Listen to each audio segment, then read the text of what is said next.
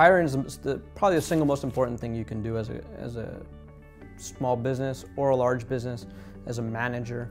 Any particular person in a company needs to understand hiring is number one, because a company is not a piece of paper. It's not a document filed in the Chamber of Commerce or the City Hall somewhere. It's a group of people executing an idea.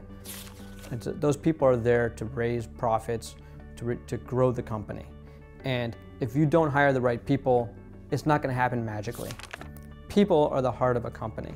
It sounds so cliche, but it's very true. And when you make it, they're not just the heart, but they're the brain, the arms, the limbs, the fingers. They're everything about a company. There's nothing that happens that the people in a company don't do.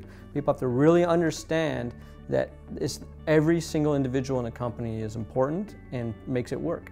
And you can't just hire fluff people here and there thinking that, oh, the work will get done because I like this person. Execution is hard enough.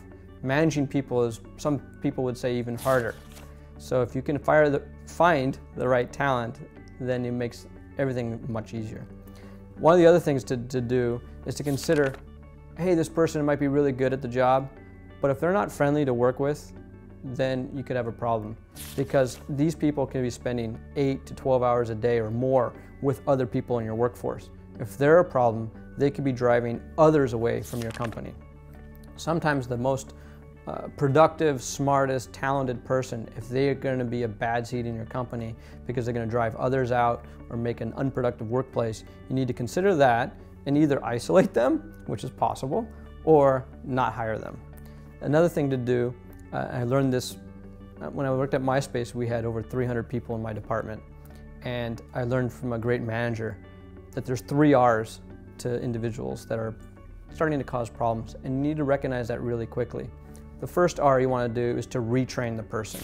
Assume the person can do the job. They might not understand what they're doing, and so you need to retrain them. You want to quickly move on from that to reassigning the person. Maybe the person isn't the right person for that position, but they're a good person in your company. Give them a chance, reassign them to another position, replace that position with another person. The third R is also the replace, but it's the final replace. Is replace that individual. That you don't want to quickly fire a good person if they can be an asset to you elsewhere in the company, because it's hard to build loyalty, and it doesn't look good to other employees in your company when you're firing people. But if you must fire someone, fire them quickly. It's bad morale for the company when they see slackers and laggards hanging around, not being let go. After you've tried to retrain them, you've tried to reassign them, you need to replace that person. It's important for the rest of the people in the company to see that. It's important for your company to succeed.